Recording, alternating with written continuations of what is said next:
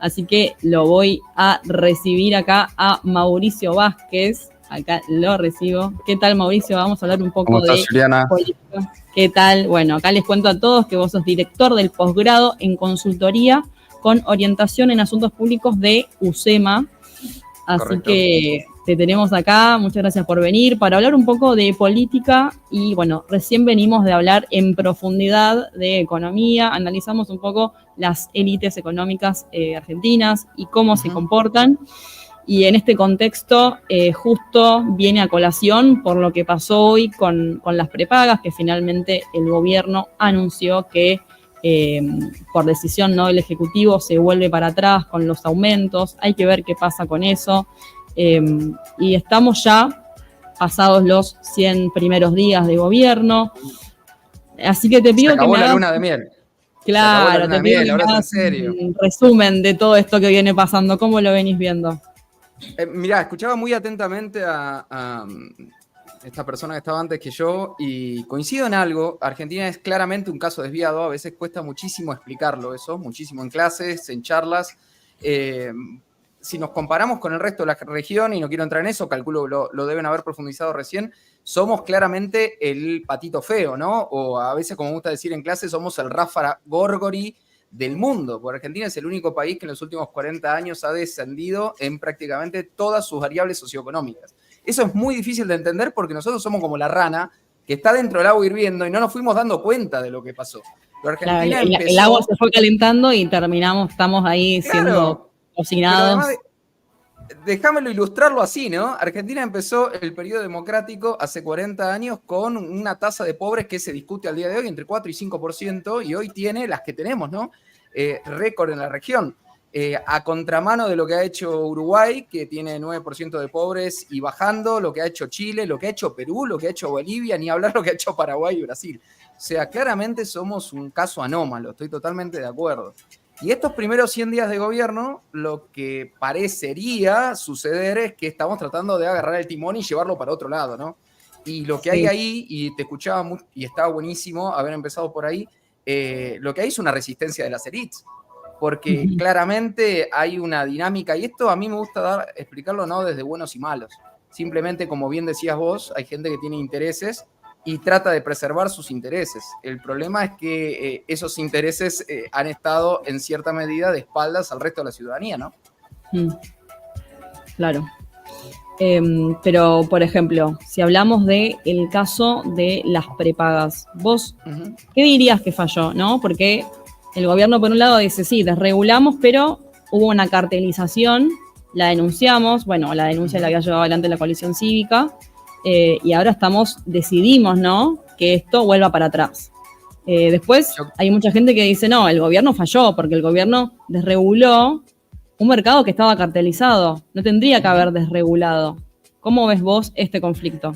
Yo creo que es un problema de coordinación, claramente lo que acabas de describir es correcto. Argentina tiene muy bajos niveles de competencia, por lo tanto, al desregular el mercado de golpe, esos primeros oferentes tendieron a cartelizarse, y el caso de las prepagas y el caso del sistema público y privado de salud es paradigmático en eso. La cuestión es por dónde empezás, porque al tener todo pisado como lo tenía el gobierno anterior y los regímenes anteriores, vos lo que tenés es una artificialidad absoluta. Entonces, ¿cuál es el huevo o la gallina? Obviamente, si me preguntás a mí, yo hubiese empezado con un mecanismo de mayor coordinación. Ahora, pedirle a un gobierno absolutamente nuevo, con agentes políticos que no tienen la misma experiencia que otros, pero que al mismo tiempo se han planteado algo extraordinario como dar vuelta la página de lo que era Argentina, en todos los detalles es muy difícil. Digo, me parece bien la reacción del gobierno ahora, me parece que tal vez se podría haber hecho otra cosa, pero tampoco hay que matarlos, ¿no? Porque han tenido 90 días para ver este asunto. La cuestión es qué pasó antes, cómo llegamos hasta acá. Claro, sí, recién veíamos un gráfico con Juan Manuel, cómo los precios quedaron atrasados y cómo lo que fue pasando es que el problema se fue pateando. Y esto pasó no solo con las prepagas, también pasó con las tarifas, pasó con un montón de servicios que hoy de golpe se enfrentan al dilema de, bueno, en qué momento se corrige el precio y queda un precio actualizado, porque estábamos viendo que según el rubro, Hubo algunos que subieron, pero todavía están atrasados, algunos que estaban adelantados, o que estaban, digamos, actualizados y aún así se incrementaron. Digo, hay un desorden ahí. Es que, mira, la palabra que me gustaría proponer es artificialidad. Vivimos hace muchísimos años en un régimen absolutamente artificial que tenía un costo. ¿Cuál era el costo? La pobreza creciente. Y no solo la pobreza creciente, la calidad de vida en general en Argentina, la que no se mide solamente con índices socioeconómicos, sino todo lo demás, seguridad, el hecho de tener una educación de calidad, una salud de calidad, todo eso lo fuimos pagando por esa artificialidad. La cuestión es que evidentemente la reacción de la ciudadanía llegó recién el año pasado. Y bueno, ahora vamos a tener que transitar un camino como el que estamos transitando, durísimo. ¿Y cómo ves vos? Porque hablábamos, ¿no?, de las élites económicas y cómo afectaba esto, su comportamiento, que en Argentina tenemos élites que no son buenas, tampoco son malas, digamos, no son las peores ni son las mejores, pero lo que pasa es que el ahorro que generan lo terminan llevando las ganancias, no las reinvierten en nuestro país, sino que las llevan al exterior, ¿no? Pero acá tenemos que hablar de condiciones económicas que tienen que darse para que haya incentivos que acompañen, ¿no?, a el desarrollo del país con los intereses. Tiene que haber un alineamiento y tiene que haber un crecimiento, un desarrollo del país, que obviamente eso no acompaña, no genera confianza para que se invierta. Y por otro lado, tampoco hay un contexto político que dé seguridad, que dé confianza y que acompañe a la economía. ¿Vos cómo lo ves? Fue muy acertado lo que dijiste vos cuando estaban comentando recién esta situación de las élites con respecto a la previsibilidad que da el país. O sea, los países que crecen tienen distintos regímenes. Aprovechemos estos minutos para explicar eso. Algunos son parlamentarios, otros son monárquicos. Hay algunos que son incluso hasta autoritarios, más competitivos, menos competitivos. Pero los países que crecen en realidad se explican por una variable que es la de previsibilidad. La variable, la peor variable que tiene Argentina es justamente esa, la imprevisibilidad. Y ahí la invitación es a no pensar en términos, de nuevo, de buenos y malos, sino en términos de incentivos. ¿Vos te acordás las colas que había para comprar $200 en su momento cuando empezó el cepo? Digo, todas esas personas, todos esos fuimos, y ahí había personas de clase alta, clase media y clase baja. Todos estábamos sacando dinero del sistema. Entonces, no sirve pensar en términos de este agarra la plata y se la lleva porque es un HDP. En realidad, todos nosotros, cuando agarramos $200 y los ponemos bajo el colchón, estamos sacando plata del sistema. ¿Y por qué hacemos eso? ¿Porque somos unos reverendos HDP todos los argentinos? No, porque en realidad estamos perdiendo el ahorro de nuestra familia. Estamos perdiendo el lucro que nos da nuestro esfuerzo y nuestro trabajo. Obviamente, con mejores variables socioeconómicas y estabilidad, todo ese dinero debiera ir a inversión, porque también, digamos, la buena noticia, en Argentina hay una enorme inversión reprimida. ¿Qué quiere decir eso? Que hay oportunidades de negocio para todos, en el mediano y largo plazo, en tanto y en cuanto cambiemos lo que tengamos que cambiar. Claro, se estabilice la economía y eso se sostenga. Pero te pregunto, ¿cómo podremos conseguir una estabilidad política o una continuidad de ciertas políticas con cambios de gobierno que son el agua y el aceite, digamos, ¿no? Y esto también ha pasado en la región, pero vemos que hay una continuidad, ¿no? En otros países vecinos, Uruguay, Chile, hay alternancia y hay cambios rotundos de ideología entre un gobierno y otro, pero hay políticas que continúan. Acá parece como que siempre se vuelve a empezar. Pues fíjate que hablamos de esto de la continuidad, ¿no? En Chile pasaron de un gobierno como el de Piñera a un gobierno como el de Boric. Y Boric parecía que era la extrema izquierda radicalizada, comunista, etc. Y vos fíjate que los cambios han sido tranquilos, sutiles, algunos ni siquiera se pudieron hacer. Digo, los uruguayos ni hablar, ¿no? El Frente Amplio por un lado, la derecha por el otro. O sea, hay ciertos acuerdos. Incluso Lula. Recordemos la diferencia entre el kirchnerismo y Lula. Lula hacía un montón de cumbres, un montón de cosas. Después estaba totalmente alineado con Occidente. No es el Lula de ahora, ¿eh? Digamos eso también. Pero no se ha tocado el desarrollo empresarial de Brasil. Itamaraty como política exterior fue sumamente sólido y estable para el mundo. Digo, los que somos raros, y estoy totalmente de acuerdo con lo que charlaban ustedes hace un rato, somos nosotros. Y ahí, si vos me preguntás, hay cierta esperanza, esto me hago cargo de lo que yo digo, en el cambio, no importa si es peronismo, radicalismo, la libertad avanza, pero las expresiones más moderadas de cada una de estas visiones posibles del país.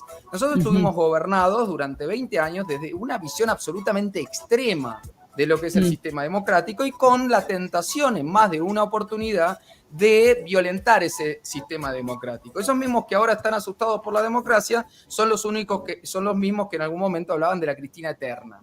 Entonces, o vamos por todo, sí. O del vamos por todo, de escupir periodistas, un montón de cosas. Entonces, ojalá, yo ya tengo 43 años y tengo ganas de pasarla bien, siempre digo lo mismo, digo, ojalá las versiones más templadas, con más visión de mediano y largo plazo, sean las que ponderen. No necesariamente este gobierno para siempre, pero sí las distintas vertientes posibles, ¿no? Sí, y ahí me voy directamente a hablar de la importancia de que hayan consensos. Por ejemplo, ahora ya llegó el paquete fiscal al Congreso en el día de hoy y bueno, está llegando una nueva ley ómnibus que incluye una reforma laboral, que incluye un paquete fiscal, ¿no? Con varias reformas. Acá quiero preguntarte, ¿no? ¿Cómo ves la viabilidad de esta ley en el Congreso? Esta nueva ley que es tan importante para el gobierno y también la importancia de que estos consensos se generen para que esto genere también confianza, que es lo que decíamos que es sumamente importante crear en nuestro país. Te complemento lo que venían charlando ustedes con respecto a las élites. Así como están las élites económicas, están las políticas. Y ahí hay un par de buenas noticias que obviamente, dada la coyuntura que estamos viviendo, pasan de largo. Digo, hubo cambios de regímenes en provincias como San Luis, donde hay caras nuevas, como en Chubut, donde hay caras nuevas. Fíjate, no son del mismo signo político. Como en Santa Fe, donde hay caras nuevas. Como en Córdoba, donde hay caras buenas. En Santa Cruz, digo, fabuloso lo de Santa Cruz también, digo. Menos Formosa, yo soy de Formosa, digo, Formosa, Santiago del Estero. Estamos resignados. Está, obvio. Seguro, no, el tema es que a veces cambia, pero, viste, sigue el mismo sistema, pero cambia la cara. En Formosa no cambia ni la cara. Nada, ni la cara, totalmente. Eso es algo que en las próximas elecciones van a tener que tomar el toro por las astas. Ahora, dicho eso, hay caras nuevas y no estoy hablando de un solo partido político, fíjate, son caras de distintas vertientes políticas, con otro lenguaje, otras formas, otra dinámica. Y vos me preguntabas sobre la viabilidad del paquete. Yo creo que hay un acuerdo de fondo, por más que se están sacando chispas, porque es lógico. Eso es la democracia también, ¿no? Que no haya acuerdo inmediato también es parte de la democracia, lo otro es un autoritarismo. Ahora, me parece que hay un acuerdo de fondo de, por ejemplo, vos tocabas el tema de la reforma laboral. Hace 11 años que Argentina no genera empleo genuino. Esa estadística no la vas a encontrar en ningún lugar del mundo. Digo, solo acá hace 11 años que no se genera empleo. Obviamente hace falta una reforma de la ley de empleo. Obviamente hace falta una reforma en ese campo como en el financiero, como hace falta una reforma en el impositivo. Y hubo consenso en la campaña sobre eso. Ahora hay que ponerse de acuerdo en la letra chica, que bueno, es la parte más difícil, ¿no? Y también empieza a haber consenso en otras cosas, Juliana, que van a la vida de cada uno. Por ejemplo, en seguridad. Ya no se escucha tanto de esto de, bueno, pobre delincuente mató 5 personas, pero seguramente fue una víctima de la sociedad. Cada vez se escucha menos. Y estamos hablando de personas de todo el arco político que parecen haber entendido que nos hemos comprado un enorme problema con el crimen organizado, no solo con el y te lo voy a poner en los términos que van, no solo con el narcoterrorismo, porque ya no es narcotráfico. Lo que estamos viendo en Rosario tiene un componente terrorista enorme. Entonces, me parece que el arco político, tal vez hoy me agarraste con un poco de esperanza, pero me parece que hay un aprendizaje de nuestras élites políticas. Y esto no quiere decir que sean todos buenos, que sean lindos, digo, son políticos, está bien. Pero me parece que el run de fondo, la conversación de fondo es más sensata que la que teníamos hace 10 años o 15, ¿no? Eso es un poco lo que yo veo que está sucediendo en estos primeros 90 días. Claro, y acá tenemos un nuevo paquete fiscal, una reforma laboral, después se viene la reforma fiscal. ¿Vos qué otra reforma, no metiéndonos en estos temas tan profundos donde entramos, qué reforma le sigue a esto? Mirá, ¿cuál le debería seguir? A ver, no me pidas que las haga prioritarias, pero te voy a nombrar algunas. Por ejemplo, en defensa argentina ha destruido sus Fuerzas Armadas y de hecho las tiene absolutamente desactualizadas para las hipótesis de conflictos que existen hoy en el mundo y en la región. Y eso, de nuevo, volviendo a lo que hablaban ustedes antes que llegué yo, es una anomalía sistémica. Digo, Brasil acaba de lanzar un segundo o tercero submarino nuclear a sus aguas. Argentina no tiene nada, o sea que en defensa también hay mucho trabajo para hacer. El reequipamiento de las fuerzas de seguridad. cambio en esas doctrinas, ¿no? Un empoderamiento de la fuerza de seguridad dentro del marco limitatorio de la democracia y el cumplimiento de los derechos humanos, porque no son cosas antitéticas. Obviamente una reforma impositiva que hace 30 años se debió haber hecho. Una reforma del sistema bancario en cualquier país de la región. Yo vivo en Mendoza, cruzar la frontera acá a 4 horas, un joven de 20 y pico de años puede sacar un crédito para comprarse una casa en 20 o 30 años. En Argentina eso es casi un chiste, si yo lo digo. No existe. Sí, yo tengo una amiga de mi edad, un poco más joven, que sacó una hipoteca en Uruguay, una uruguaya. Claro. Y acá imposible, si no heredás una casa, la verdad es muy difícil acceder. Hace muchos años lo dijo un economista, Argentina es el único país del mundo que compra una heladera en cuotas y una casa en efectivo. Claro. Es una locura. Y luego un reequipamiento tecnológico y después dejar de hablar de ciertos mitos que no tienen que ver tanto con la política, tienen que ver con la política, pero tienen que ver también con la cultura, ¿no? Que también los escuchaba a ustedes hablar ahí. Esto de, por ejemplo, el campo no genera valor, es una cosa que en la universidad que estudié yo se decía todos los días, y eso no es real. Digo, Argentina ha invertido en su sector agrario de punta, es tal vez la industria más de vanguardia que tiene la Argentina, y hay gente que en su imagen mental sigue pensando que el campo es una tranquera perdida por allá atrás, donde no hay tecnología, y eso no es así. Argentina tiene que invertir fuerte en poder producir alimentos, obviamente no solo materia prima, pero tampoco romper la gallina de los huevos de oro como estuvimos haciendo hasta acá, porque son industrias complementarias. Hay muchísimo para hacer en términos de turismo. Argentina tiene una infraestructura de turismo, y te lo digo desde Mendoza, bastante deprimida con respecto a la región. Digo, hay mucho para explotar, mucho para aprovechar en consonancia con un cuidado del medio ambiente, porque en el resto del mundo no son cosas antitéticas, como a veces nos plantean. Y volviendo al tema con el cual empezamos, y para cerrar, te planteo una pregunta que la estoy buscando en el chat, pero que refería a la cultura argentina, porque hablábamos de que, ya lo dijimos varias veces, tenemos elites que, bueno, se ubican más o menos en el medio, no son ni las mejores ni son las peores. Y hablábamos de que el dinero, la ganancia, se la llevan afuera. Y acá hay un usuario, un suscriptor, que planteaba Belisario, pero no encuentro, sé que es Belisario, pero no encuentro el comentario exacto, donde decía, bueno, pero ¿qué esperás? Acá está. No me jodan, si la gente acá busca colarse en las colas, ni cruza cuando el semáforo habilita y tira la basura a cualquier hora. ¿Es confiable? Te dejo con podemos meter un debate medio filosófico. No, pero está buenísimo, es un debate, es lo que más trabajo es esta pregunta. Mira, llegamos al final ahí. Pero vos sabés que eso tiene una falacia de fondo. Yo te agarro a esa misma persona que hace todo eso, la llevo a un aeropuerto internacional y no lo hace. Eso es un experimento que lo pueden probar. A lo que voy es la matriz de incentivos. Es la matriz de incentivos del país. Son los incentivos legales que da el país. A veces no nos damos cuenta porque hemos naturalizado lo absurdo. En Argentina, para tener una penalidad en la justicia, tal vez te lleva 5, 10, 15, 20 o 25 años. Hay causas de 25 años. Esas mismas causas en países limítrofes tal vez te llevan 1 año o 2. ¿Qué quiero decir? Si te portás mal, lo pagás. Y eso hace que a la larga esa cultura que parece que fuese la cultura argentina se empieza a rectificar. Pero además todos los argentinos no son así.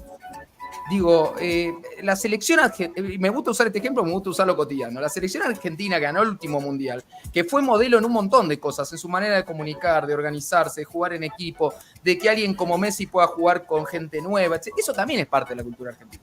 Esa gente no es extraterrestre. Lo que han tenido es una conducción diferente a la conducción que tenían las selecciones argentinas anteriores. Y por eso ahora ganamos el Mundial y antes no lo pudimos ganar durante casi 10 años.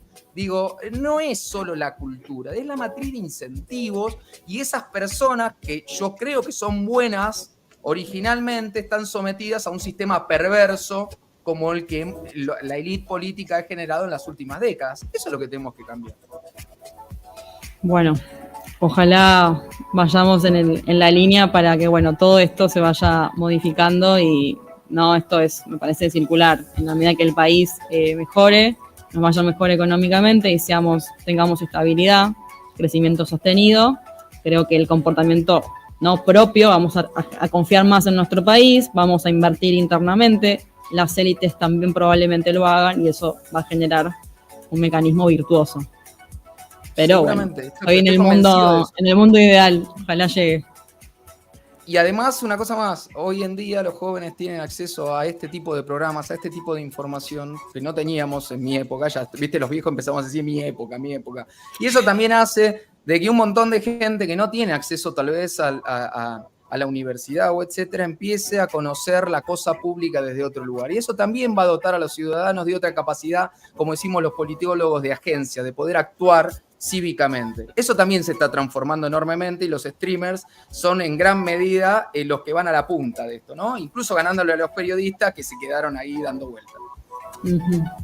Bueno, te agradezco, Mauricio, y nos vemos una próxima vez. Muchas gracias por conectarte y bueno, unas ganas de estar en Mendoza me diste. Bienvenido. Una de las mejores provincias, sin dudas. Nos vemos. Chau, chau, chau.